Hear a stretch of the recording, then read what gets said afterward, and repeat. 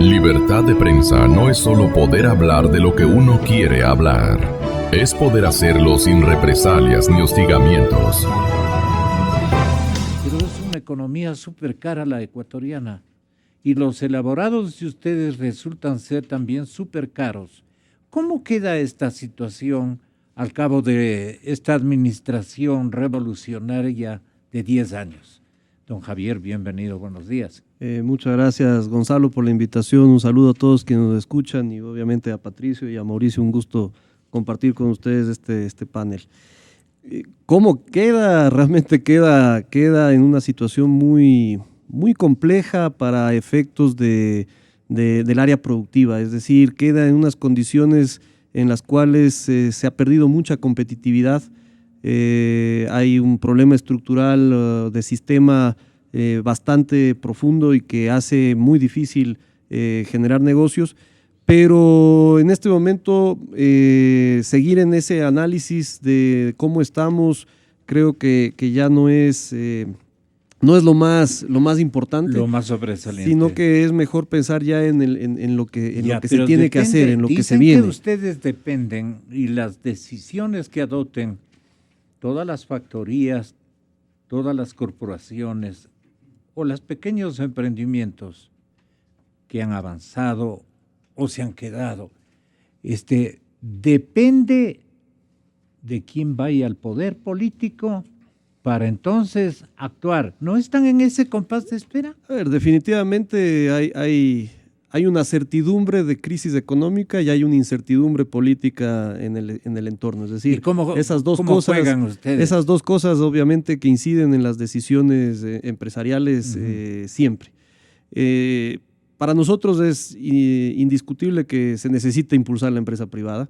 Es indiscutible que se necesita generar empleo productivo a través de la empresa privada, empleo de valor agregado a través de la empresa privada, y por ende se necesita un cambio de modelo. Definitivamente que sí, es necesario un cambio de modelo, el país necesita un cambio de modelo, porque en las actuales condiciones lograr que cambien la situación que tiene el sector privado empresarial, sea cual sea, industrial, comercial, de servicios, el agrícola, que es uno de los más importantes del país y que tiene muchos problemas. Si no cambia el modelo, difícilmente vamos a lograr que mejoren las condiciones de todos estos sectores productivos. Por ende, es evidente que se necesita eso, es evidente que la situación en la que estamos es una situación muy compleja y que debemos revertirla para cambiar sobre todo un factor. De una vez le pregunto, sí. ¿Qué tienen que aclarar en el nuevo escenario los candidatos? Yo diría, Gonzalo, que estamos en un momento en el cual se necesita generar confianza. Y desde los candidatos eso es lo que se aspira de alguna manera a escuchar. Y claramente hay una propuesta en la cual se ve la decisión de hacer un cambio de modelo en el país.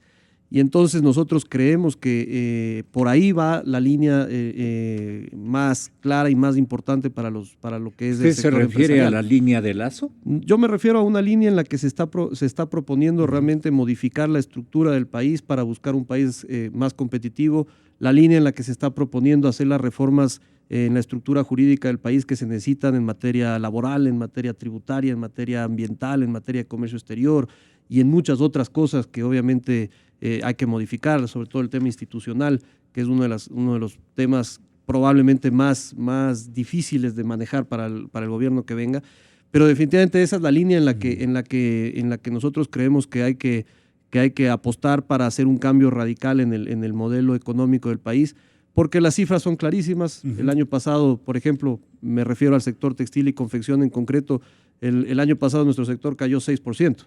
El anterior había caído cerca de 3% en el 2015. El empleo se ha perdido en el Ecuador. Todos hemos visto, cada vez hay menos empleo adecuado, es decir, menos empleo pleno, menos personas que ganan lo que desean ganar y que trabajan las horas que deben trabajar y que tienen los distintos beneficios sociales que establecen las leyes ecuatorianas. Ahora estamos llenos de informalidad, llenos de subempleo, llenos de gente que se quedó sin empleo. Es cuestión de ver a amigos, familiares, gente del barrio que se ha quedado sin trabajo y que lleva un año o más tratando de conseguir algo estable y no lo logra. Entonces, definitivamente, esa es la situación que hay que revertir y vuelvo a hacer hincapié en que una de las cosas que más se necesita es generar confianza, dar un escenario, un entorno de tranquilidad para trabajar, un entorno de tranquilidad para invertir.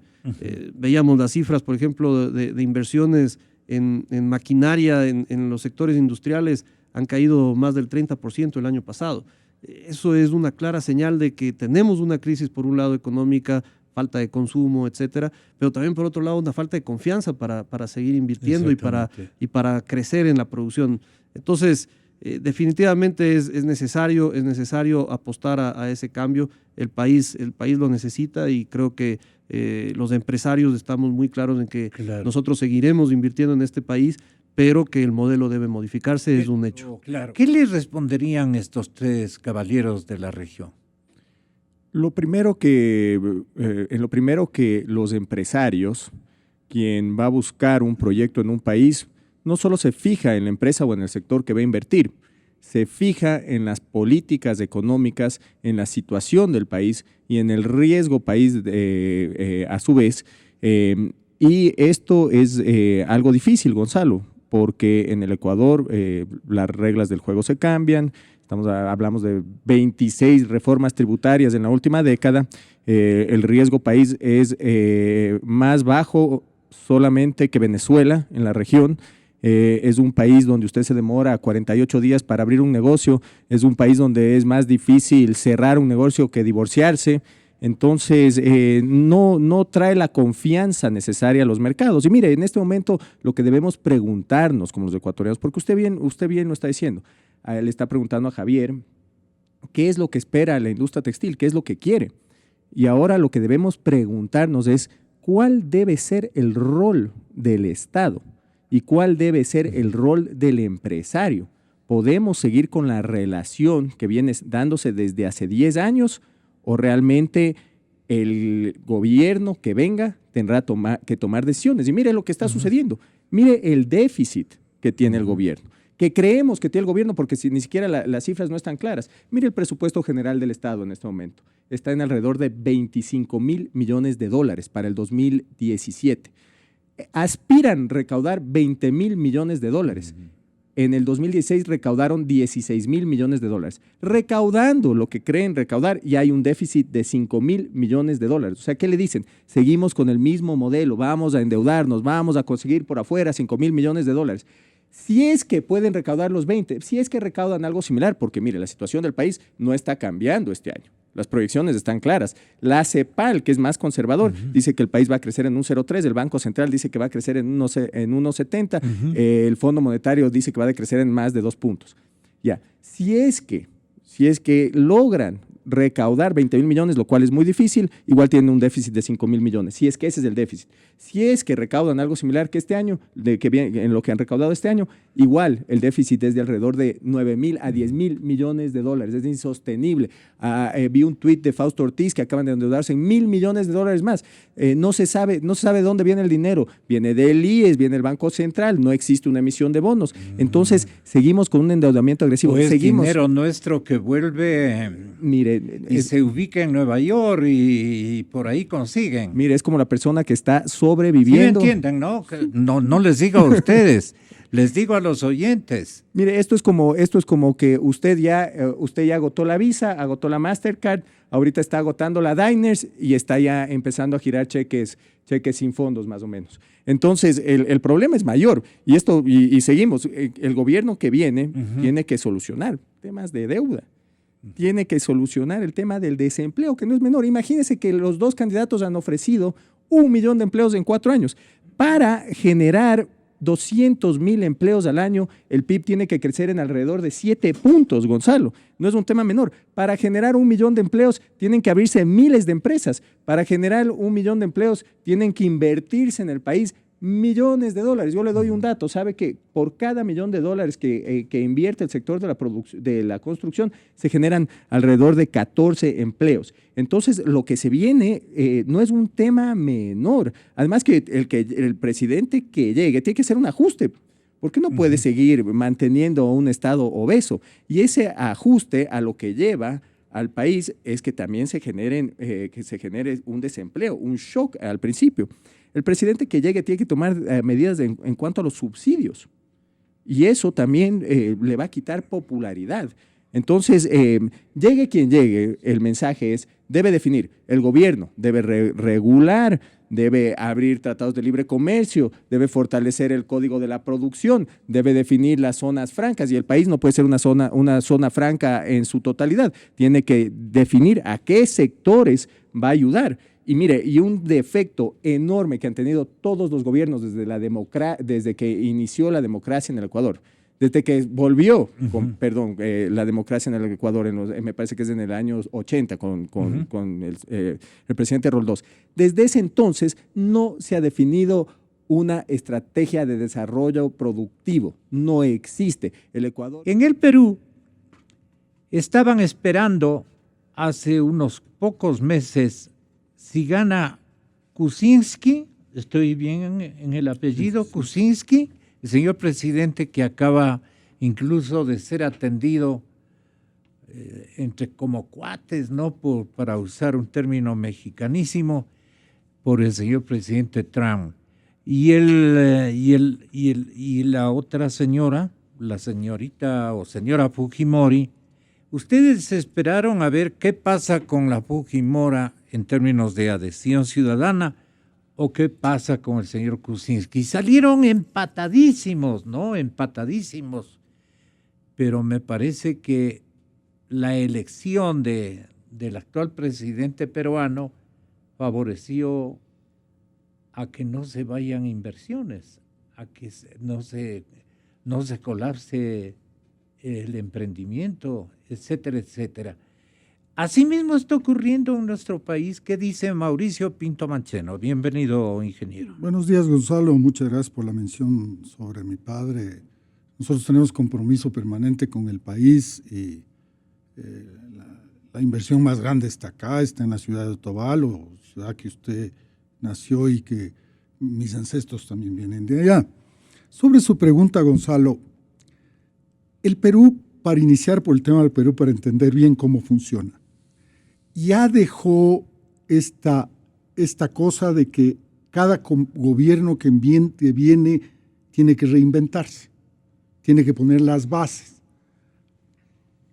Haber logrado eso quiere decir que las inversiones fluyen permanentemente sin necesidad de estar a la expectativa si gana la señora Keiko Fujimori o si ganaba el señor Kuczynski.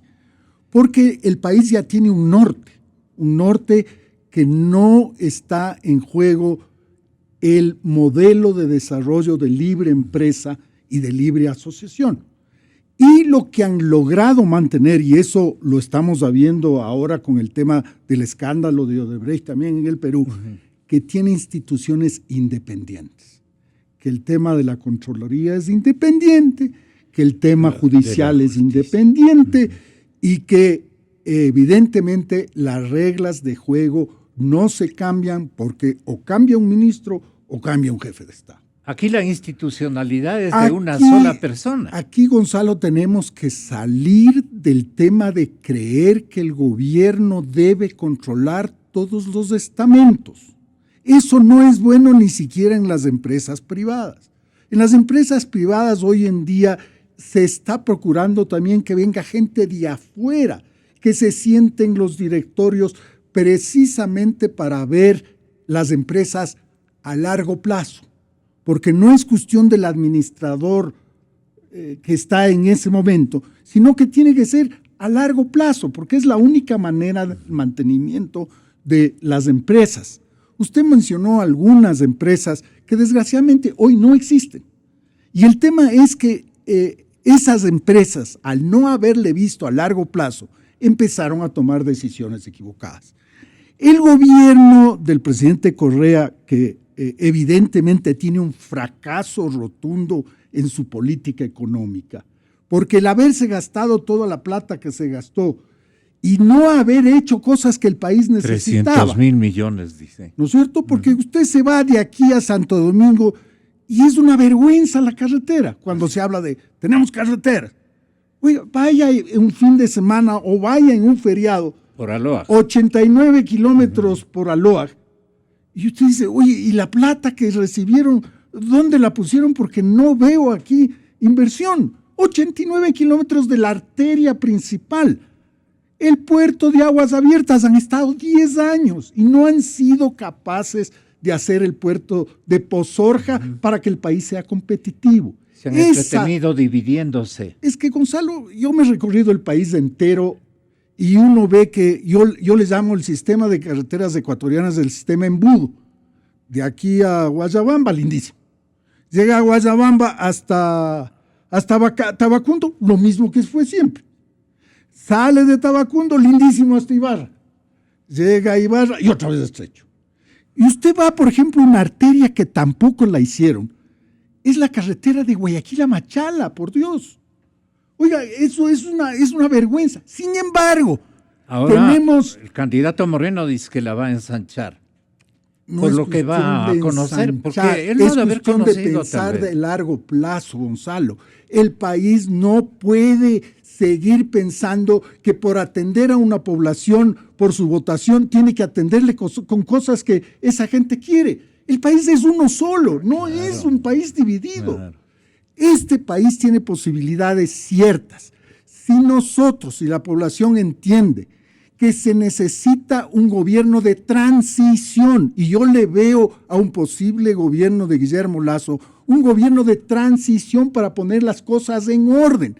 Pero para poner las cosas en orden se necesita la comparecencia de todos. Todos vamos a tener que ceder espacios para poder volver a recuperar el tema de la independencia de las funciones del Estado, el tema de mirar al país a largo plazo, de que tenemos que buscar normas que vayan a mantenerse en el tiempo. Porque de lo contrario, el empresario lo que hace es, oiga, pero si yo invertí con estas reglas y ahora me cambian las reglas. Entonces, a lo mejor esa inversión con las nuevas reglas no se hubiera hecho. Entonces, el país lo que necesita es pensar un poquito más a largo plazo. Y este país tiene oportunidades. Si viene alguien, que yo creo que el candidato Lasso sí reúne esas condiciones, oigan, señores, reunámonos todos en una mesa, sentémonos en una mesa y veamos qué necesita el país. Este país es bendecido desde el punto de vista de productividad y de competitividad de lo que se llama sol, agua y tierra. Eso no nos quita absolutamente nadie. Esa es nuestra riqueza. Y la otra cosa que los empresarios vamos a tener que participar es en los incentivos que se necesitan para mejorar la productividad. No estoy insinuando que para mejorar la productividad hay que bajar salarios, pero sí hay que producir más con lo mismo, o producir más como hacemos con en menos. Las empresas. Porque yo sí veo que las empresas han tenido que hacer un esfuerzo monumental estos 2 años para llegar a poder sobrevivir. Porque vivimos un boom, en ese boom se vendía todo, en ese boom impulsado por el Estado había todo, cambió el perfil del comprador, el comprador era el del sector público, y resulta que cuando se acaba la plata en el Estado, no hay el reemplazo que es la plata de la inversión del sector privado. Y yo creo que hay oportunidades, pero no se puede dar oportunidades si no hay mensajes adecuados de respeto a la opinión ajena. ¿Y usted le cree al candidato Moreno si en un momento dado, en línea de buena fe, dice el ingeniero Moreno, yo también puedo ser un buen presidente de transición? Yo el momento que me elijan, los separo a los caballeros del gobierno anterior y me meto con la empresa privada y me meto a darle otro tipo de empuje a un modelo más ecléctico o algo por el estilo. Es que puede ocurrir. Por eso les pregunto. Es que yo le voy a ser muy frontal, Gonzalo. No va a ocurrir, porque la estructura es demasiado pesada. La estructura, la gente que le rodea, puede tener la mejor voluntad del mundo, pero la gente que le rodea no está en ese camino. Y no es cuestión de decir, yo mañana me siento con la empresa privada. No, si eso no se necesita subsidios. Lo que se necesita es entender cómo funciona un país en desarrollo. Si se entiende cómo funciona un país en desarrollo y todo el mundo apunta a ese desarrollo, créanme que este país sale en corto tiempo. Pero si estamos, que el uno quiere un subsidio, que el otro quiere otro subsidio, que el otro quiere...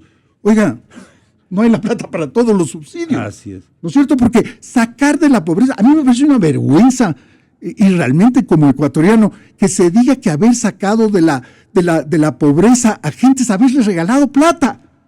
Y así no se saca la gente de la pobreza. Ya no hay el dinero. No hay el dinero, le deja de dar y vuelve a la pobreza. Javier Díaz.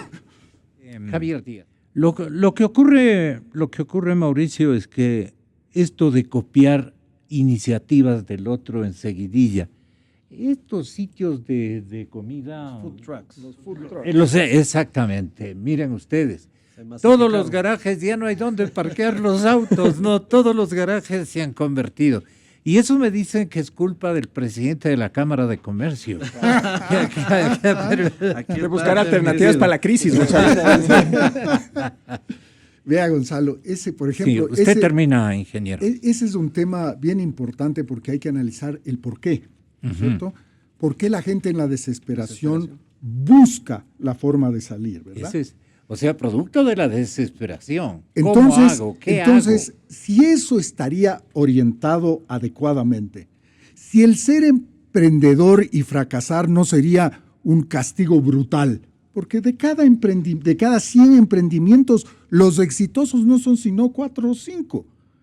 Si el tema de seguir buscando y que si se cae hay que volver a pararse, eso también es de cultura general, es de educación.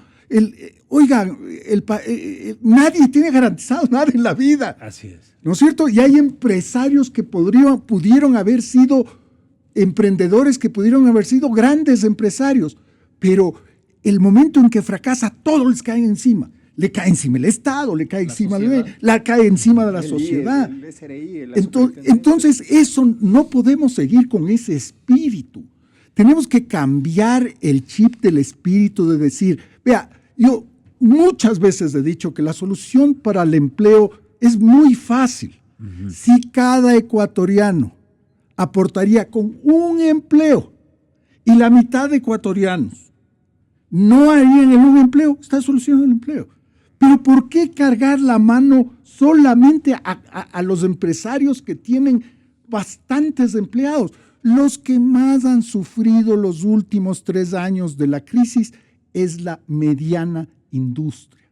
La mediana industria que se vio con este boom, con esta burbuja, se creyó que eso podía seguir para siempre. Hoy en día están en dificultades grandes. No hay que dejarles caer a esas medianas empresas. Hay que meter la mano para ayudar. No es cuestión... Agudizaría la desocupación si es que... Gonzalo, créame, no es cuestión de subsidios. Es cuestión de entender un negocio a largo plazo. Y eso es lo que tenemos que cambiar en el país. ¿Cuáles son los parámetros? Le voy a dar un ejemplo clarísimo. El otro día veía en la televisión una de esas cosas que hay en Discovery, es decir, de autos de colección.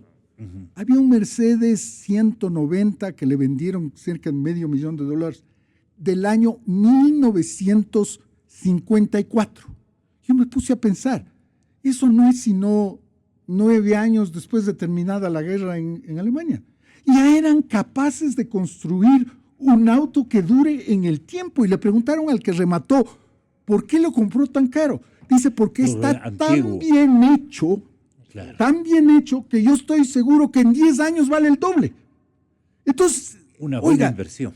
El plan Marshall, que todo el mundo habla del plan Marshall en Alemania, duró 4 años. 4 años, pero no más. Y al 5.º año ya empezaron a pagar. Pero era el espíritu ese, pensar que después de una guerra se puede construir. Es difícil. Oye, pero los ejemplos en el mundo están. Aquí no hemos pasado guerras, ni hambrunas, ni catástrofes. El terremoto fue un problema, pero no fue una catástrofe nacional. Pero el problema es salir de ese egoísmo, salir de ese yoísmo, salir de esa manera de tratar a la gente con desprecio. Oiga, cada uno tiene que opinar. Es decir, aquí yo me he sentado y en mi vida me he sentado perfectamente bien con gente que piensa totalmente distinto, pero algo tengo que aprender del otro. Algo voy a sacar para poder tener esta visión de largo plazo de un país que es rico, es extremadamente rico. Cuando uno lo recorre se da cuenta las diferencias que hay con Perú y con Colombia, pero no nos ponemos de acuerdo. A lo mejor porque hablamos el mismo idioma, porque a lo mejor ese es el problema.